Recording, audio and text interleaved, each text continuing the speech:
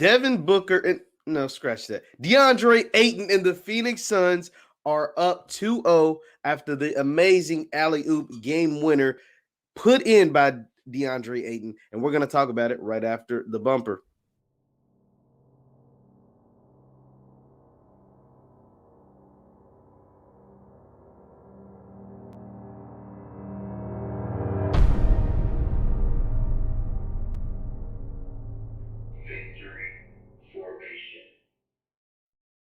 What is going on, everybody? Jeff Lighty Jr. here with the Black Boss Channel and Victory Formation. Thank you guys for tuning in. Please be sure to hit the thumbs up button, like, share, subscribe, and the notification bell because we upload every single day. Now, the Phoenix Suns are up 2-0 after the amazing play of Cameron Payne and Deandre Ayton last night to go up 2-0 over the Los Angeles Clippers. Be sure to hit the thumbs up button, be interactive in the comments and in the chat. So, this all came about thanks to two missed free throws by Mr. PG-13 Paul George himself. So the Phoenix Suns won the game 104-103. Thanks to a under 1 second, there was literally 0.7 seconds left, not even a full second left in the game. And Monty Williams called the perfect play that was executed with the perfect pass by Jay Crowder to perfection with the alley-oop dunk, the perfect screen also by Devin Booker. I'm not going to take away from his screen. A perfect screen on Zubac by Devin Booker to allow the perfect finish by Deandre Ayton to give the Clippers to give the Suns a 2-0 series lead. Deandre Ayton played it out of his mind. Both him and Cameron Payne had hell of a games. Deandre Ayton finished the game with 24 points, 24 rebounds, but 2 points. They're probably the two biggest points of his career up until this point. Cameron Payne, a career high for the playoffs or regular season, 19 points, 9 assists. Devin Booker did not have a good game. He finished with 25 points, but he was not good all game, if we're just being honest. Like, he was kind of off a little bit. Patrick Beverly gave him a lot of problems. Shout out to Pat Bev. He gave him a lot of problems. I know I put out the tweet that I hate to see Pat Bev succeed, and that's not really like a shot at Pat Bev. It's just like Pat Bev talks a lot of trash. Even at the end, you see the clip of him giving Devin Booker, talking a little trash to Devin Booker. He just talks a whole lot of trash, and it's funny to see when players and teams do well against him. So, what is next for the Los Angeles Clippers? As John Harris, shout out to John, he says, playoff P. Shake my head. He continues to make it hard to redeem himself for naming himself that. You're right about that, John. And that's the thing. Let's look at Paul George's game as a whole, right? Because we're going to talk about those two missed free throws. Paul George actually had a pretty good game. He finished with 26, 6 and 6. He scored 9 straight points at one point, I think in the third or fourth quarter, like late in the game. He scored 9 straight points. And then it came down. The Clippers were up 1. Paul George hits a clutch jump shot to put the Clippers up 1. He literally puts them up 1 after Devin Booker comes and gives Phoenix a 102-101 lead. Paul George comes with about 30 seconds left and hits a clutch jump shot to put them up 1. Puts them up 1. The Suns go down. Patrick Beverly forces the turnover on Devin Booker, and Paul George gets the ball and is fouled. Remember, the Clippers are already up 1. It's 103-101. 103-102. Paul George, 103-102 with like 20 seconds left, goes up there and clanks 2 free throws. He literally misses 2 free throws. Now, that I don't want that to be like all that we talk about as far as Paul George and the Los Angeles Clippers in their game last night, because there was a lot that took place even after he goes up there and misses 2 free throws. So Paul George, let's continue to go on. Paul George misses 2 free throws. There's about 20 seconds left. The clip, maybe less than that. The Suns go up the court. Devin Booker, they force the ball out of Booker's hands. He dribbles into a double team, passes to Mikal Bridges. Bridges shoots a 3 when they're only down 1. He misses the 3. The Clippers cannot secure the rebound. That is where they lost the game. Some people believe it touched off Terrence Mann. They went and looked at a replay. Some people believe it touched off Deandre Ayton. They went and looked at a replay and said it touched off Terrence Mann. After touching off Terrence Mann, it gave the Suns 0.9 seconds left in the game. And that is when the infamous, the famous alley-oop to DeAndre Jordan. Shout out to Jay Crowder with the perfect pass, Monty Williams with the perfect play, Devin Booker with the perfect screen, and Deandre Ayton with the perfect execution. It all worked out to perfection for the Phoenix Suns. Shirley says, any of those Suns talking about the sham audit in Arizona? I don't know. I don't know if they are. I don't even know what that is. I'm not so sure what the sham audit is. You see, the bigger thought is next year's Suns will be showing they can win without CP3. They might have to, because CP3 has a $44 million option, and Cam Payne looks like he can play. Cameron Payne, and that's the thing. Let's talk about Cameron Payne for a little bit, because Cameron Payne is someone who's been in the NBA for 6 years total, I think. And now he's been on 4 or 5 teams in those 6 years. The only place that he spent some extensive amount of time was with the Oklahoma City Thunder, who actually took him in the first round of the draft 6 years ago. And Cameron Payne is someone who a lot of people, if you still use the word, would consider a bust, right? He wasn't a top 10 pick, but he was a lottery pick. He was like right at the bottom of the lottery, around 12, 13 overall pick. And he never really found his footing in OKC. He was more famous for dancing than what he could actually do on the court. He spent some time in the G League. He spent some time over in China. And he got a call from Monty Williams, who was an assistant at OKC when Cam Payne was a player. He was an assistant. Monty Williams, an assistant at OKC. He called Cameron Payne, right? He called Cameron Payne before the Phoenix Suns went into the bubble. So after they missed 4 months of NBA basketball, he gives Cameron Payne a call and was like, hey, man, you want to come join us in the bubble. Cam Payne made the most of his opportunity in the bubble, got a contract for this year, and has played his tail off this year, particularly in these playoffs. What Cam Payne was able to do against the Lakers was great. Cam Payne didn't play much against Denver. His minutes got dropped a lot. But now, since CP3 has been out in these first 2 games, he has played out of his mind. He looks like the guy that they drafted in the first round. Lightning quick with the ball, can make all open jump shots, and makes the right decisions. Offensively, a threat. Defensively, making plays on the defense with his long arm, with his length and his athleticism. Cameron Payne looks great. So I just want to give a shout out to Cam Payne because he had a career high 29 points last night. John says, you're right. The Suns are showing that they have force to be reckoned with for a while. Absolutely. I had someone in one of the group chats I was in who has the better young core, Phoenix or the Atlanta Hawks. We see what the Atlanta Hawks is doing with Clint Capella, John Collins, obviously Trae Young, Kevin Huerter. Like, these guys are making a lot of noise down there in Atlanta.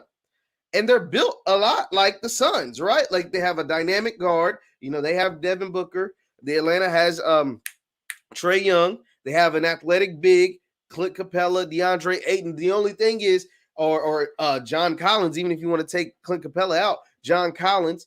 But a guy like Cam Payne is still someone I would consider young, right? Like, Cam Payne came out when he was 19, 20 years old out of the draft. He's only a sophomore. So he comes in. He's no older than 26, right? Maybe 27. So he's still right there in the prime, what most would consider the prime of his career.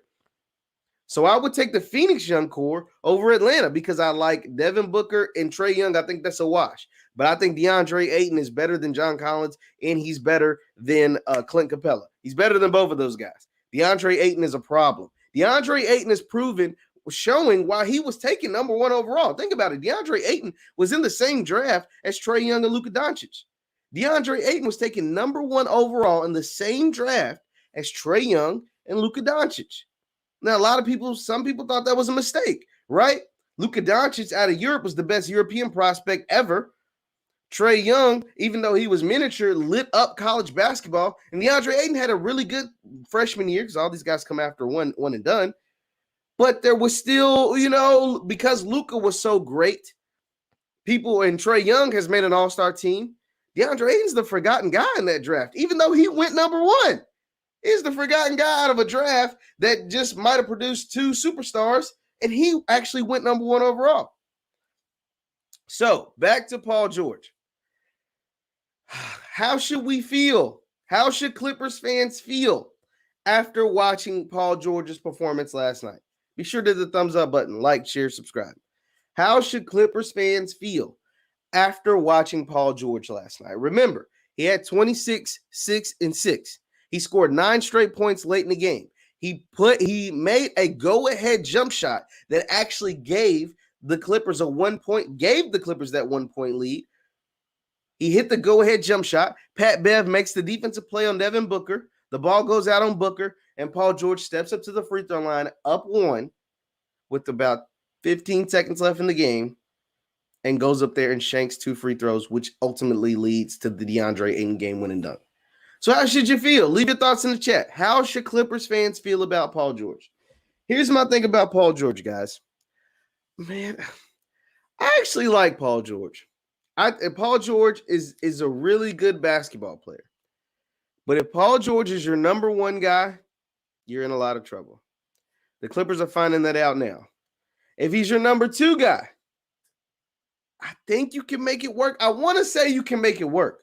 But time and time again, at least in recent playoffs, he has not proven that he can be that guy, even at number 2. Now, through the first 2 series, when Kawhi Leonard was healthy, Paul George looked like Paul George. When Kawhi Leonard was healthy, Paul George looked like Paul George. I'm going to restate that again. When Kawhi Leonard was healthy, Paul George looked like playoff P. Paul George, the guy that we know and love, or some that know and love. But Kawhi Leonard is now out. Kawhi Leonard is hurt, and all indications say he is not coming back the rest of these playoffs. Kawhi Leonard is out, and it looks like he is not coming back the rest of these playoffs. So therefore, Paul George is your pseudo number 1, your default number 1 guy. Chris Paul was out these first 2 games. Paul George had an opportunity to win this game at the free throw line, because if you go up there, make your free throws, because Paul George is like an 85, 86, 87% free throw shooter for the season. His career, he's over 80%. I don't know if there was a time this year, or very few times this year, that he went up there and clanked 2 in a row. But the playoffs are different. The playoffs are different. The playoffs bring out the stars. Stars are made in the playoffs. I've said this time and time again. You can be a really, really great regular season player, but your legacy is made in the playoffs. And when you go up there and miss 2 crucial free throws, when Chris Paul's not playing and you're up 1 point, and you can essentially ice the game by making both free throws after Patrick Beverley just made the play of the game at the time. At the time, it was the play of the game. Patrick Beverley's steal or turnover on Devin Booker at that moment was the play of the game, because it was giving the Clippers the ball back with under 30 seconds to go up there and go up 3. So Pat Bev's play on Devin Booker before the Ayton alley-oop was the play of the game. Mason says, is it fair to bring up the fact the Suns are playing an injured team on the easier ride? Team's missing arguably the best player. Well, no, I don't think that's fair, because Phoenix is missing arguably their best player. If they're both missing their best player, it's a wash. Chris Paul had more MVP votes than Devin Booker. As great as Devin Booker is, Chris Paul, to a lot of people, was the MVP of the season, of the league. So they both were out. Now the fact that Chris Paul is expected to come back game 3, that is going to change the series.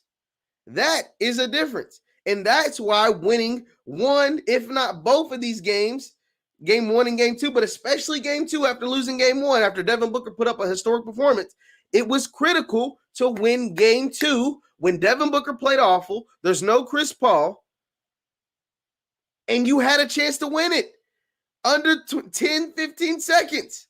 So, no, I can't use the Kawhi Leonard being out as an excuse, because Chris Paul was out as well. And Chris Paul had more MVP votes than Devin Booker. It's just the Hawks have a ceiling, and a guard-dominant team that I've seen with the Sixers and all they do. Man, the Hawks are tough, man. The Hawks are gritty. The Hawks, they outwork the Sixers. Now, the Hawks are going to have a tough time with Milwaukee. They're going to have a really tough time with Giannis in Milwaukee. I'm not even going to act like that's a thing. They're going to put Drew Holiday on Trae Young. They're going to have Giannis, up on John Collins and try to take away his athleticism, match it with Giannis, and they're going to have a hard time guarding Giannis. I mean, I like John Collins, but I don't know if he's up for the task of staying in front of the 2-time MVP for a whole 40 minutes. That's going to be a hell of a task.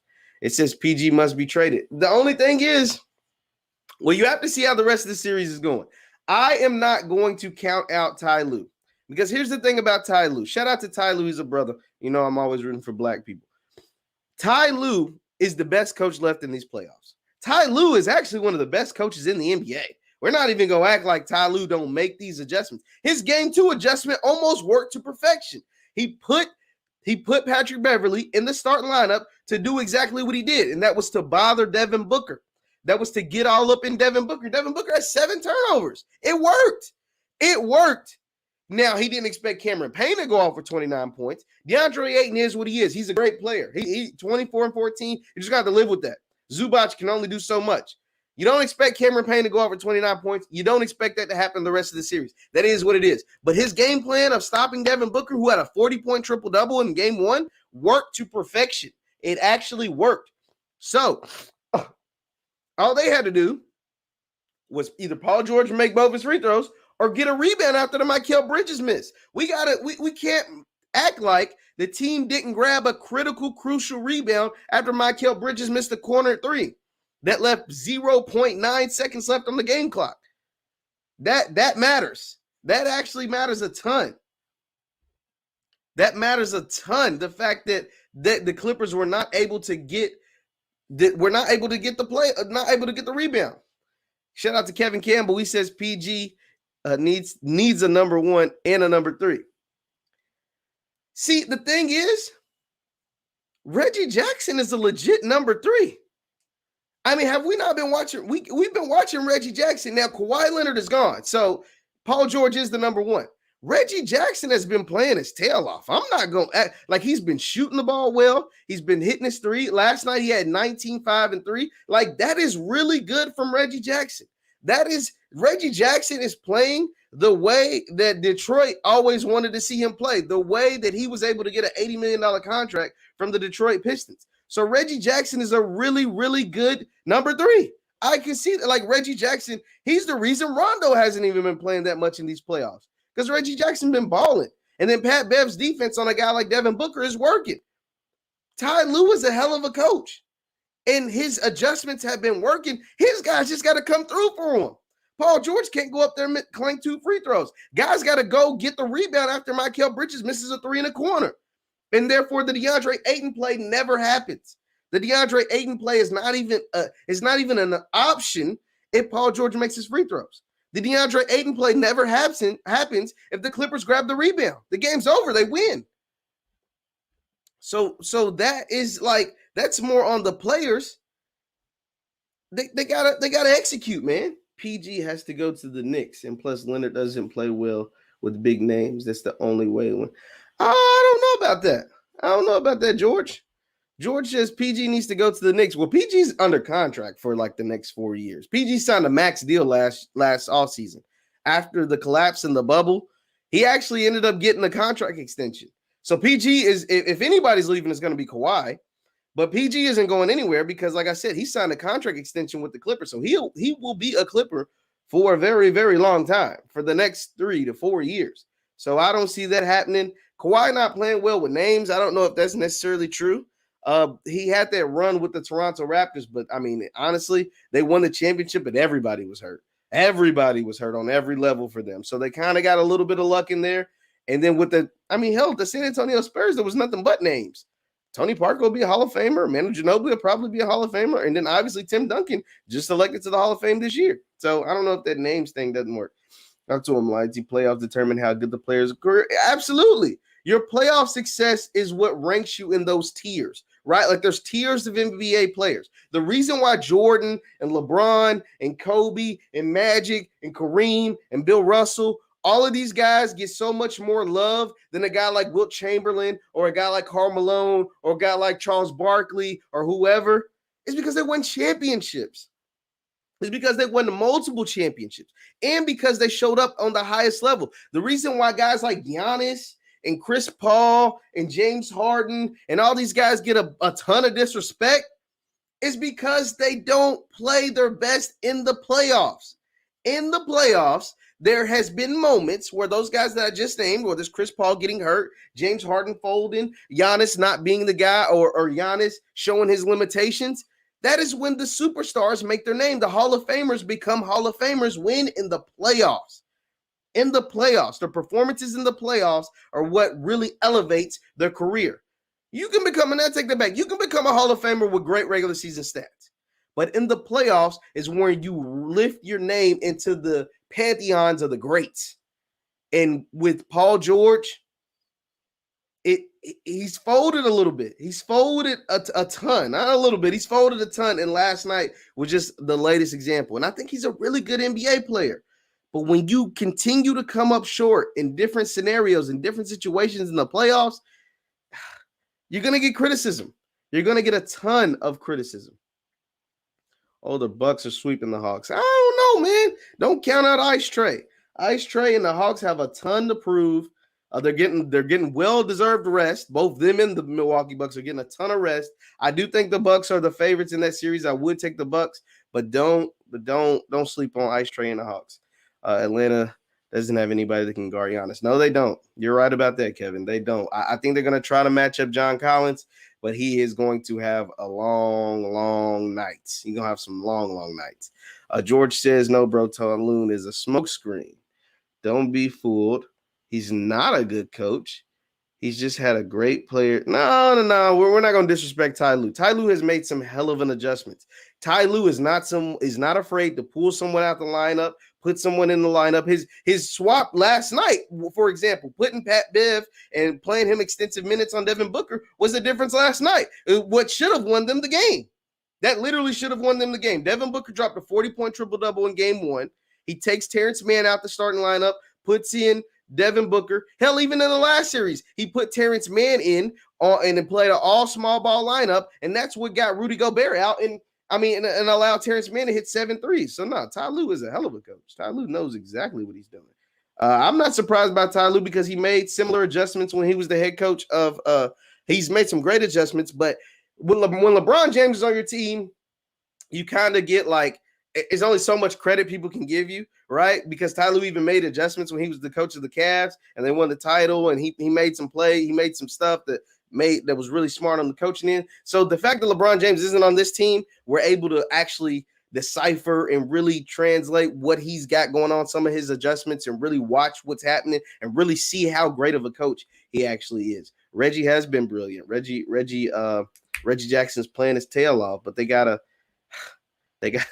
make stuff happen. It says Chamberlain won 2 titles with both teams in the record. So you have to, but he wasn't the champion of their era. Yeah, he won. He ended up winning at the end of his career, but Bill Russell had won like 9 titles by then. So like that's why Wilt Chamberlain isn't ever considered with some of those guys that we always talk about, the LeBrons, the Kobes, the Kareems, the Bill Russells. There's always Bill Russell over Wilt Chamberlain because Bill Russell was able to win titles, multiple titles during that era. I would still give Paul George credit for the team for its first conference finals without Kawhi. Yeah, that's what I'm saying. Like the fact that Paul George, that's the thing. Paul George is a good NBA player. He is a good NBA player. He's a really good NBA player, especially during the regular season. During the regular season, he's amazing. But we can't act like he hasn't had some question mark performances in the playoffs, especially the last game. Missing those free throws, man. That just hurts so bad, man. That just hurts so bad. And it's going to haunt Paul George for a very, very long time, missing those free throws. Shout out to Gerald Hurson. He says, a great game last night, went an ending to the game. Absolutely. Deandre Ayton is someone, like I said, that was the long forgotten player from that 2018 draft, 18, 19, 20. Yeah, the 2018 draft, Deandre Ayton, a lot of people forget he was the number 1 overall pick over Luka, over Trae Young. He is someone that has steadily seen his play progress, and he is starting to make a name for himself in these playoffs. 24 and 14 in that game-winning dunk to win the game and to put the Suns up 2-0 without Chris Paul. And the expectation is that Chris Paul comes back in game 3. That is the expectation. That is going to be huge for the Phoenix Suns. Why? Because Kawhi Leonard is not there in Clipperland to help save them and dig them out of this 2-0 hole that they've seemed to put themselves in every single playoff series this season. Without Kawhi Leonard, in combination with Paul George, because we're not just in combination with Paul George and Reggie Jackson, in combination with Paul George, Reggie Jackson, and Pat Bev's defense on Devin Booker, it is going to be hard, like very, very hard for the Clippers to dig themselves out of this 2-0 hole. They dug themselves out of the 2-0 hole against Dallas, even though the first two games were at home. They dug themselves out of that one, even down 3-2 against Dallas. They dug themselves out of the hole, 2-0 hole against the Utah Jazz. But these Suns aren't the Jazz. These Suns aren't the Mavericks. They have way more firepower than the Mavericks. The Mavericks just had Luka, and that was it. They lived and died by Luka. They even have more firepower and more cohesiveness and play a lot better, and guys that can make plays, way more playmakers than the Jazz, who just relied everything, like literally everything, on Donovan Mitchell. And if they weren't making their threes, they were just an average team. And there was a few games in that series where the Clippers were able to play great defense and keep them off the three-point line, and Paul George played his tail off. But there's no Kawhi Leonard in this series. In those two previous series, Kawhi Leonard played most of them. Kawhi Leonard isn't coming back for this series. He's not coming back the rest of the playoffs from what I've been told.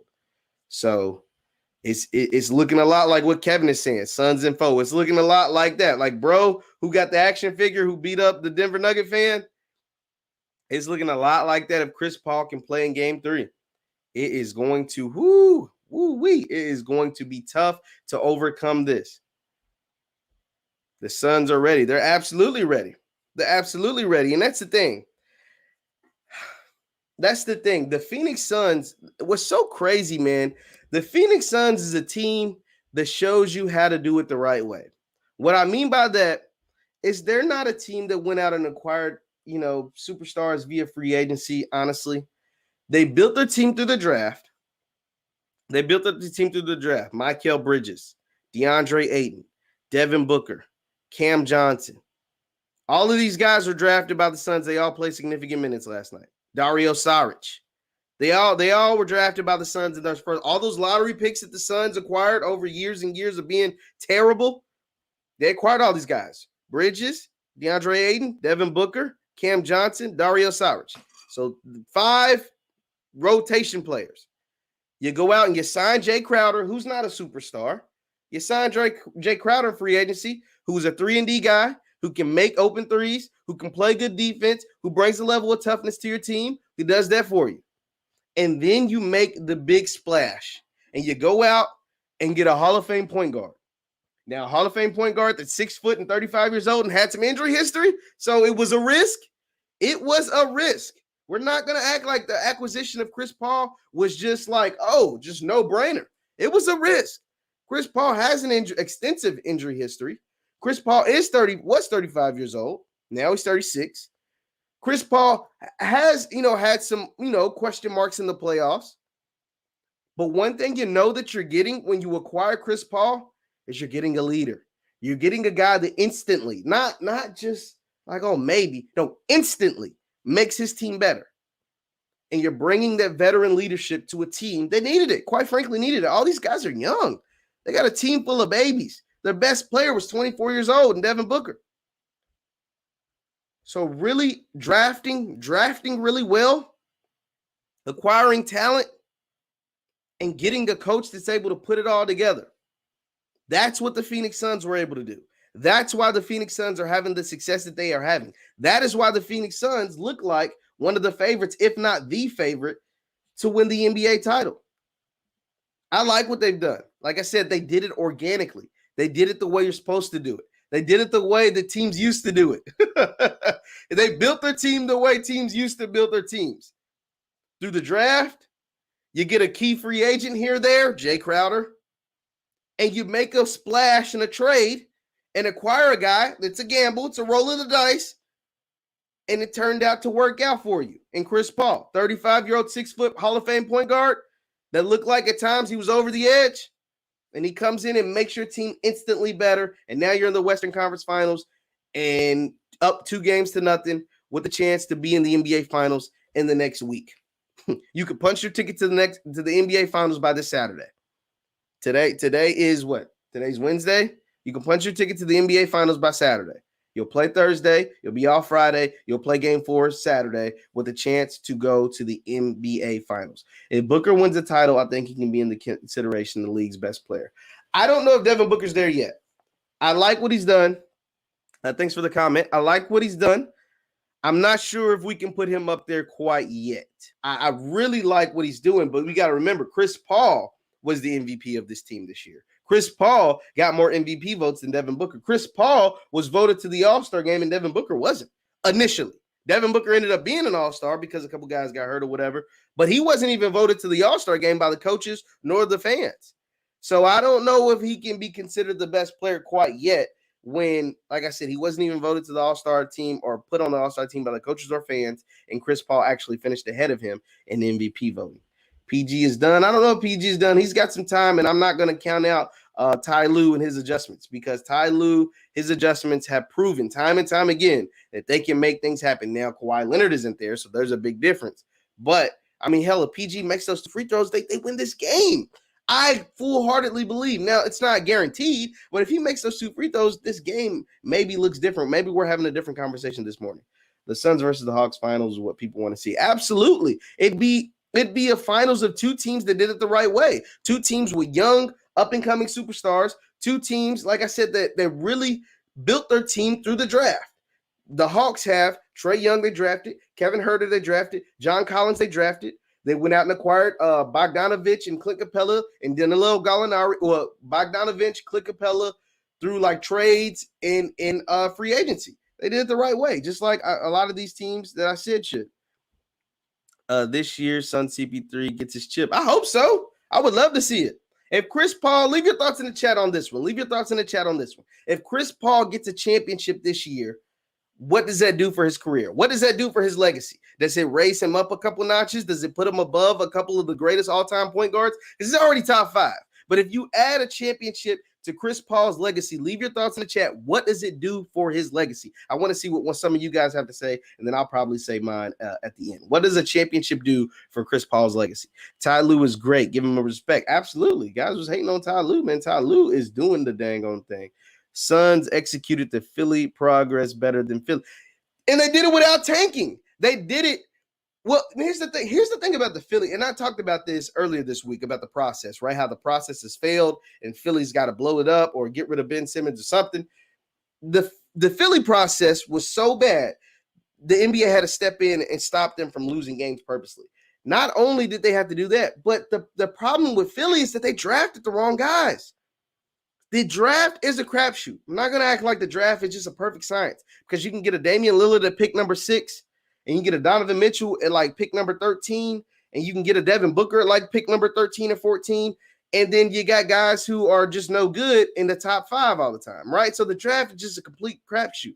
But sometimes you have evaluations in notes, or you should have notes and evaluations that tell you, this guy will probably dwell in this kind of situation, right?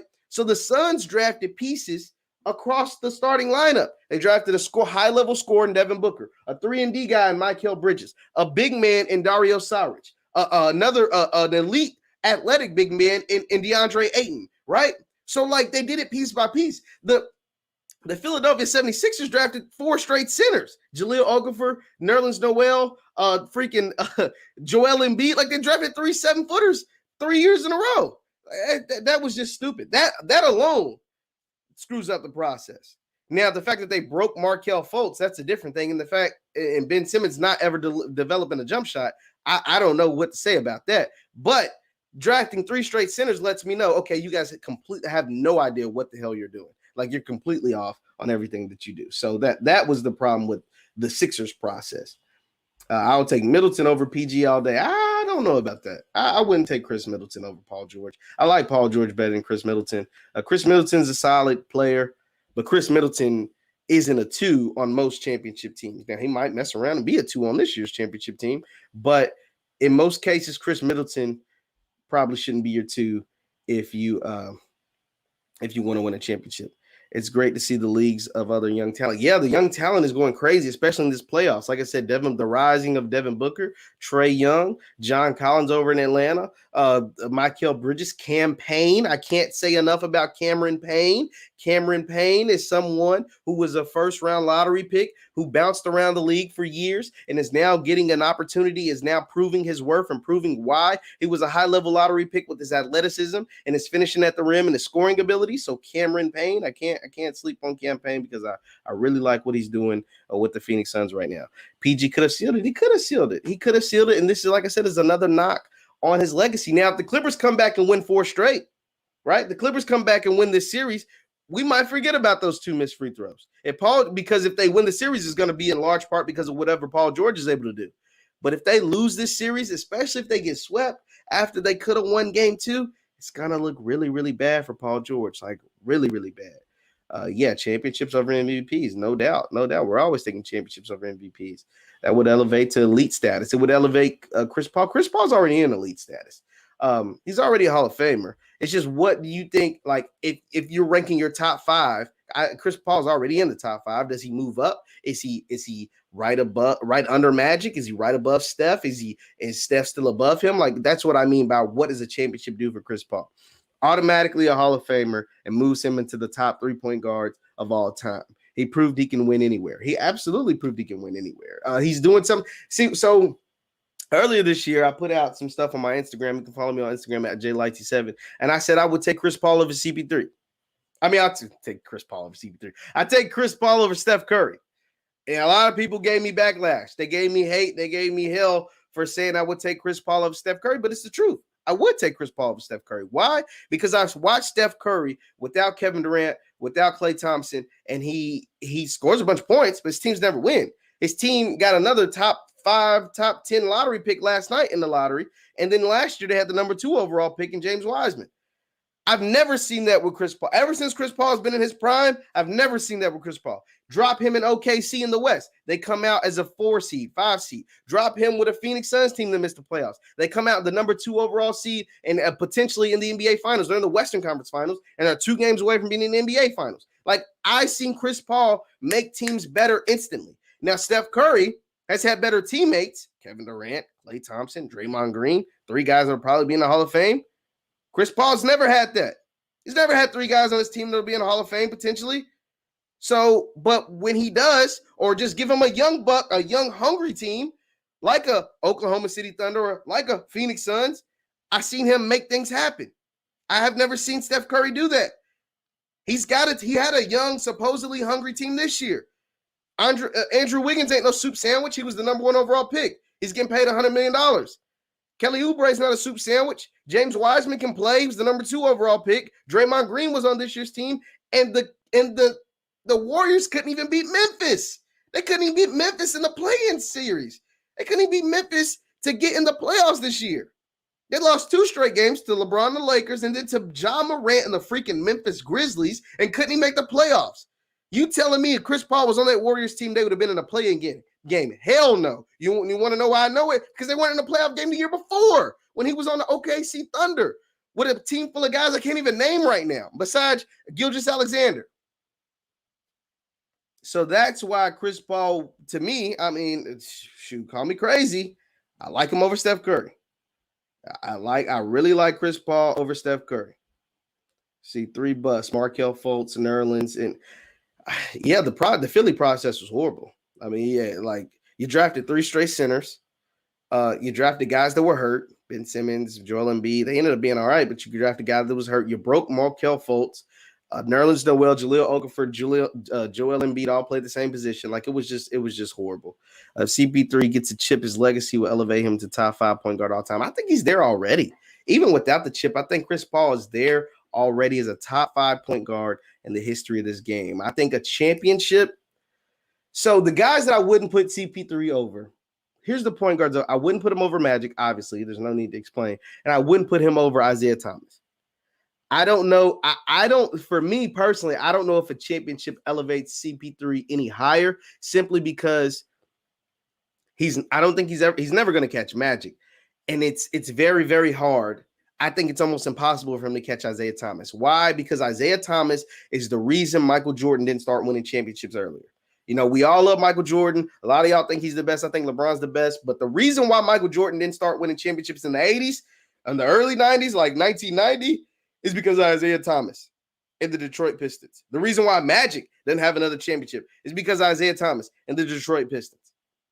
And you can't name me too many other players on that team. Yeah, they had Dennis Rodman, a young Dennis Rodman, but Joe Dumars, Bill Laimbeer, these were just good role players. Isaiah Thomas was the stud. He was the star. So Isaiah was a bad dude, like a really, really bad dude. And I don't think Chris Paul can elevate over him. So I like Magic, Isaiah, but then I like CP3, Steph Curry. You know, if you consider Oscar Robertson a point guard, Russell Westbrook, John Stockton, all those guys are below him. But CP3, Jason Kidd, Steve Nash, all those guys. But CP3 is number 3 for me all time, especially if he wins the championship. I don't even think there will be an argument. If he wins the championship with this Phoenix Suns team, I don't even know. He's the third best point guard all time. Third best point guard all time. Paul George folded under the pressure last night. Yeah, he did. I mean, he did. He played a good game. And that's what's so sad about it, because he played such a good game. He played a really good game. And it's just like those lights got to him, man. Like, you know, the bright lights, you know, buttholes get tight. And he got tight. And he missed those 2 free throws, and it sucked. Isn't automatically a top 5. He needs the ring. Magic, Isaiah, Curry, Iverson. Nah. I'm not putting no Iverson or J Kidd over CP3. Let's be honest. We're not doing that. And I wouldn't even consider Iverson a point guard just because he was small, but Iverson shot more shots than most shooting guards. So nah. He won't be able to win this series by himself. He gets in his head way too much. Yeah, and that's the thing. The other guys played good. I mean, he had some guys, Kevin, you're right. He can't win it by himself. And a lot of times he gets himself in trouble trying to do too much. But you had 19 from Reggie Jackson. Luke Kennard hit some. He had 10. I want to say Luke Kennard had 10 points all in the fourth quarter. He hit some big shots in the fourth quarter. Rondo came in and gave you 8 and hit a couple threes. Terrence Mann came in and gave you 8. Nobody had a crazy game. Zubac had 14 and 11. So yeah, it's gonna be a collective effort from the Clippers. It's never gonna be just Paul George, because, like you said, he gets in his head too much. But those other guys played really, really good games last night. They played well. They played well enough to win. Paul George just got to make those free throws. With the rising of unknown stars, there's about to be a reset of big money contracts. Yeah, $200 million deals are getting thrown out soon. Luka's going to sign the $200 million max deal, and everybody's going to be getting $200 million max deals. It's just what tends to happen. Kelly Oubre is garbage, but dude couldn't buy a 3-pointer this year. Kelly Oubre, I mean, he can play, man. Like, he's athletic. He's had 40-point games. He's not a soup sandwich is what I'd call. I wouldn't say he's garbage. He obviously isn't what the Warriors thought he would be, but he's still on the team. He's still athletic. He's still young, with Andrew Wiggins, with James Wiseman, with it's a couple of guys on the Warriors that actually surprised some people, Damian Lee. So yeah, they shouldn't have missed the playoffs this year. That's all I got to say. When do you find out the Olympics team in 2021? Zion Williamson playing the Olympics. P.S. The Suns will win it all this year. Shout out to Gerald Harrison, man. So the Olympics team, that this year's Olympics team is not going to be one of those historic type Olympics teams. James Harden has confirmed he'll play. Damian Lillard has confirmed he'll play. But then the other confirmations are guys like Chris Middleton, which no disrespect to Chris Middleton or Drew Holiday or Kevin Love, but they aren't, like Gerald says, the Zion Williamsons. I haven't heard anything about Jason Tatum. I think Bradley Beal said he'll play, so that's a good player. But some of the young Bucks, some of the young stars, I think we'll get confirmation from them once they get eliminated, or if they get eliminated from the playoffs, right? So once that happens, the Olympics is such a quick turnaround too for this year because of, COVID and everything. I think they start, practicing like the next, few weeks, right? So I'm not sure who all will be on the Olympic team. It's not going to be one of those historic Olympic teams that we're all used to, but it'll still be a good one, and they still should be able to win gold. So that's really all we care about. I think I'm gonna get out of here on this, guys. I'm gonna answer his last question from Kevin, because shout out to Kevin, man. He's been super dope. This is off topic, but Melo to LA with LeBron. They need some. The Lakers are going to shake up their roster. Here's the thing about the Lakers. There's only going to be like a few guys that are going to be on next year's team that were on this year's team. It's going to be LeBron, AD. Those two are going to be on the team. Probably Caruso and KCP. Outside of those four, don't be surprised if everybody else is moved or if everybody else is on a different team. I'm talking about Andre Drummond, Kyle Kuzma, Mark Gasol, like all of those guys, Dennis Schroeder, all of these guys are going to be on different teams probably.